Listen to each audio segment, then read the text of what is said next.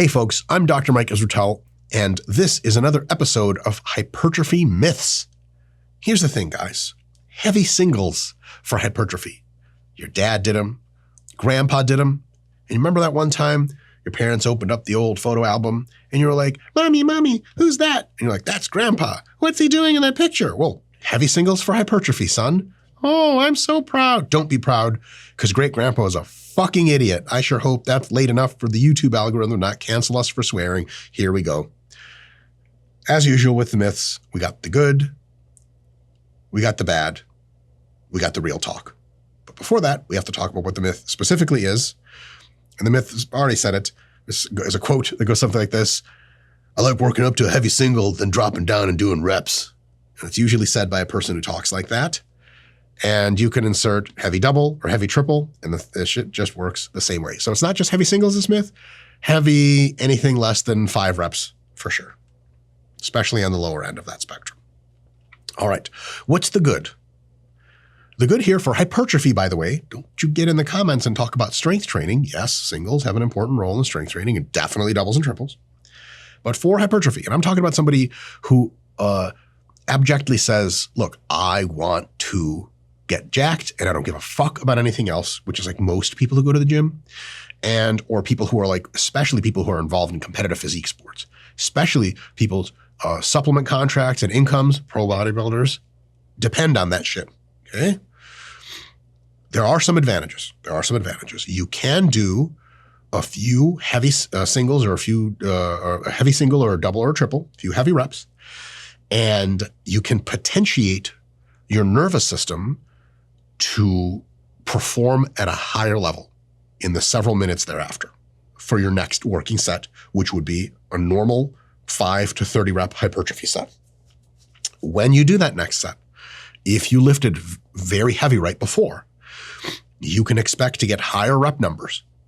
One of these, there's both direct neural unlocking of your ability to really push. One of these is actually organelle based. There's a Golgi tendon organ in your tendons, and it basically detects force and tells your nervous system to cap off its activity if it feels like your tendons are experiencing really high force and it thinks it's going to tear. If you expose the nervous system and the Golgi tendon organ to very high forces, after several minutes, it like smokes a cigarette and goes, everything is fine. It's okay. Let the floodgates open. Yes. And then you're actually able to use more of your fucking raw nervous system to drive higher forces and more ability. You're sort of unlocking your potential. It's like, I don't know, it's like getting hit in the face. The first time you get hit in the face, it really hurts. The second time you're like, I could be here all day. The third time you wake up in the hospital and the doctor's like, actually, it was not all day. It was 3 hits. You have a weak chin. In any case, here's the thing. If you do a heavy single, the nervous system kicks in and psychology kicks in. When, let's say you're trying to squat 225 for as many reps as possible, and like previously your best was 10. If you hit up like 315 for a fucking heavy single right before, when you have 225 loaded on your shoulders in the set after, let's say you take a 3 or 4 minute break, 225 on your shoulders, bro, you walk it out, you're like, oh my fucking God, but I can press this shit. It feels like nothing because you just did something super heavy right before. When you start doing your reps, they'll be faster. You'll be more powerful. You will almost certainly get a few more extra reps. Amazing, great. Your reps will feel lighter for sure. Because the reps will feel lighter, you'll often have a better mind-muscle connection. Like you can have better technique and really open up and really hit your quads as opposed to like protecting yourself from the weight because you just exposed yourself to a much heavier weight. Man, with this lighter weight, you feel free and feel like you can really focus on the mind-muscle connection. And because of all those factors, often your externally viewed technique is better too. So it's a really big win, right? And faster fibers do in fact respond pretty well to heavy loading. So you'll get theoretically some hypertrophic stimulus from even a heavy single. This is a very steel man. Don't worry, we'll erase most of these things or rather replace them with better alternatives right now. Here's the bad. Number 1 rep maxes and even singles and doubles and triples cause almost no growth, especially if you're advanced. You just need more fucking volume and more proximity to failure, and 1RMs or anything close to that, it just does not cut it. Number 2, the injury risk from doing a heavy single or double or triple is real as fuck. And it gets more and more real the bigger and stronger you get, the more experienced you get, the older you get, the more you've had heavy loads under your belt before. Guys in the gym that are jacked and on tons of gear usually, and the guy incline pressing 5 plates, they almost never get hurt doing sets of 10 to 20 or sets of even 5 to 10. They generally get hurt doing, drum roll, maybe Scott the video guy will drum roll this, maybe not, it'll just be in silence, singles, doubles, and triples. That's how motherfuckers get hurt 9 out of 10 times. And the sad thing about when bodybuilders, like when powerlifters get hurt with singles, doubles, and triples, hey, like that's like, you know, that's like a soldier getting shot in wartime. Like that's what you do. It's a part of the job, a part of the risk. But when you're a bodybuilder, why? You just got hurt doing something that was not even remotely required. And not only was it not required, it was bad for you because of problem number 3. It tires you out, especially if you psych up for it. You psych up for it because, you know, like at the end of the day, let's be honest, and we're skipping ahead a little bit, but I'll say this again later. The reason you're doing it is because you're an egotistical piece of shit. You want to go have it for no fucking reason. So you're going to do it. You're going to psych up for it. You don't take singles you don't psych up for unless you're doing like the squat every day shit, but you're not doing that. You're doing like the fucking let's get it. I want a fucking big single before the rest of my workout. It's going to tire you out psychologically, and you're not going to be able to put in as much high quality work for hypertrophy later.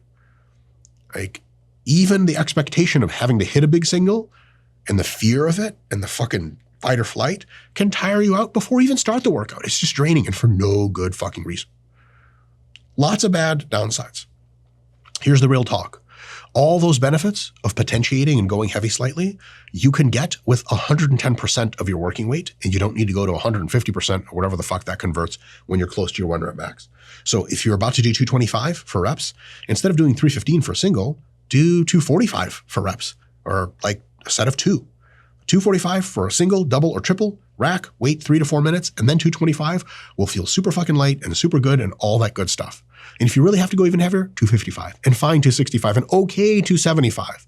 But 315, why? There's no good reason to do it. Gives you all the upsides of potentiation to go a little bit lighter as long as it's notably heavier than the working weight. And with minimal downsides. Yeah, you're not used to squatting 315. Even if you are, if it's close to your max, you may tear your shit up. Anytime you squat 315, if your max is roughly maybe on a good day 330, anytime you have 315 on your back, you may fuck your shit up. It's not likely. It's sure as hell more likely than doing 225. But if you have 245 on your back instead, the marginal difference in injury risk is enormous, cavernous. It's enormous. So if you get all the benefits pretty much with going just a little bit heavier than your work weight, almost the reduction in downsides is insanely high. Why the fuck would you do this, right? And if something like singles, doubles, and triples don't really grow a ton of muscle directly, and it's a practice that puts you at a sizable risk of injury, it had better have a damn good reason for inclusion. For example, for powerlifters, singles don't grow muscle directly in any notable way. They definitely put you at a sizable risk of injury. So why do we do them? Well, there's a damn good reason. Motherfucker, you got to do them shits because that's what the competition is. It's specificity. They're going to ask you to do a single in competition. You had better get good at it, doing plenty of triples, doubles, and singles. But when we look at hypertrophy training, that's hypertrophy myths. This is not general weight training myths, hypertrophy myths. Why in God's name would you do this shit? And it doesn't make any sense. And there's only 2 reasons I can think of. Fuckery is fun. It's fun getting together with your boys, doing a couple 1RMs, slapping each other's asses. Damn, that felt good to do. Taking it to the locker room, more stuff happens. Try to fall asleep at night. You can't make the thoughts go away. Why did we do what we did? I wasn't comfortable with all that stuff. What is my sexual orientation? Is it all of the above? God, I remember, man, one time when I was in like Jewish day school, I'm in the rabbi. Fuck. Anyway, it's fun to have fun at the gym with the boys, even by yourself. And hitting singles is the shit. But if you think about it for a while, it makes no goddamn sense. And there's other ways to have fun, like doing drop sets and shit that's actually hypertrophic. And really the big reason people do this is big weight ego. It's a male thing. Like when I walk with my wife through Costco, 100% chance she stops to look at some bullshit trinket. It's a female thing. Before USJWs get into the comments, everything is on a normal distribution of spectrum, and some females absolutely uninterested in shopping. My wife is at the very end of that spectrum where she rarely does the thing, but she'll do the thing. And what do males on average tend to do? They see a big weight, they want to pick it up. And it's fucking sweet. And that's what fucking it, yeah, hell yeah. But hell yeah while being smart. Hell yeah while understanding, like, yes, I could try to pick up that giant tire on the road, but I could also pull my back. Oh, my back. For you Jewish listeners, don't do it. You're too prone to injury. JK, fellas. I mean, maybe. You got to be smart. And in hypertrophy training, you have to weigh trade-offs. Is this worth the risk or is it not? And if you're like, look, I like doing heavy singles. Fuck you, Dr. Mike. I understand the trade-offs and I'm still making them. Listen, I'll shake your fucking hand before you go in the rack and kill yourself. But respect. But if you just haven't thought this through, or if you think there's some other mysterious reasons that singles are good for hypertrophy, let me know in the comments below. And if you like this video, like it. Click like. YouTube apparently likes that. If you really like this video and you've never heard my ass talk before, hit the subscribe button and then you subscribe to shit. We also have a member section if you're a real fucking nerd and you want more nerd shit. We have tons of that all the time, bunch of videos every month for a super low price of whatever the price is. It's like $5. And other than that, go click on links and click on the description and buy RP things because remember, I now have, I think, 37 Lamborghinis, although one of the butlers got real crazy. He was showing off and he crashed one of them. It actually fell into the lake that is surrounds my entire house. I'm pretty sure he drowned, but we were also drunk. We didn't remember what happened to him. So I think it's 36 Lambos. So we need that Lambo back. And I don't fuck with it. There's tons of Lambos in the lake that I just left forever. We don't even bother winching them out. It's kind of cool. The fish love them. They swim through them. It's like, like a shipwreck, except Lambo wreck. That's like half the lake. So we just leave it in there. So I have to buy a brand new Lambo and I have to buy them. I don't go. The butlers go. They get me the Lambos. They come back. So buy some stuff. Lambo collection must continue. I'll see you guys next time.